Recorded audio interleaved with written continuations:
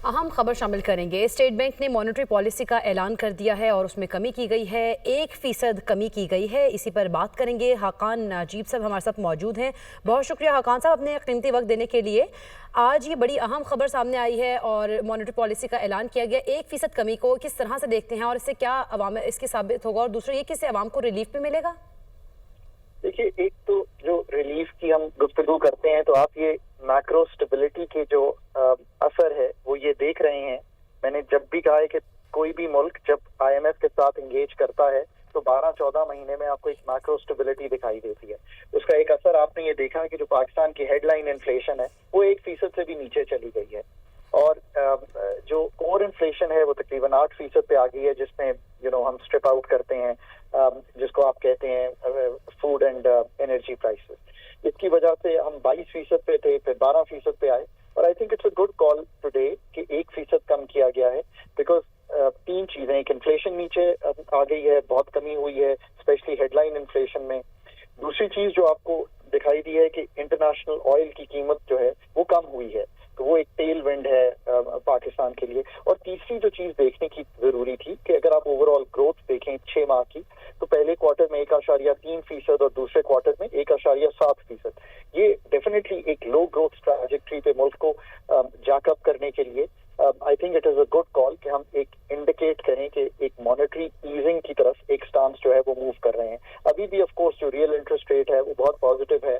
अगर आप उससे मिलाएं 0.3% इन्फ्लेशन से मिलाएं तो 11% पे अगर आप देखें तो 10.7% पॉजिटिव बनता है।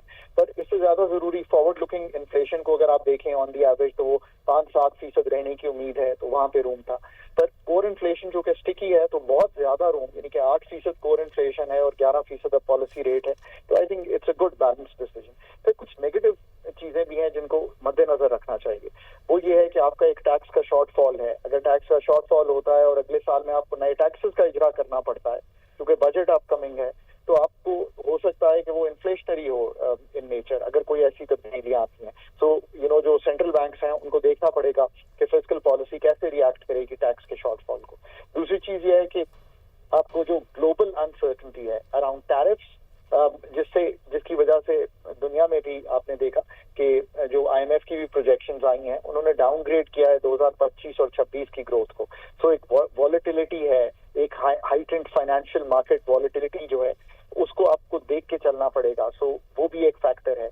और आई थिंक कि मार्केट एक्सपेक्टेशंस जो थी वो तो इससे कम थी।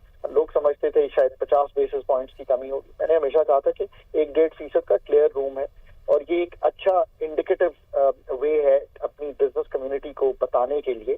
और मेरा ख्याल था कि फंड जो है इस पे राजी हो जाएगा कि we move about 1%, because of the honest position is for the people of Pakistan कि जब भी कोई movement during the fund program होती है तो फंड के साथ आपको चलना पड़ता है और उनके मॉडल को देखकर आगे बढ़ना पड़ता है। So I think all in all a good call for Pakistan. ठीक है, बहुत शुक्रिया हाकान नाजीब साहब अपना कीमती वक्त दुनिया न्यूज़ को देने के लिए।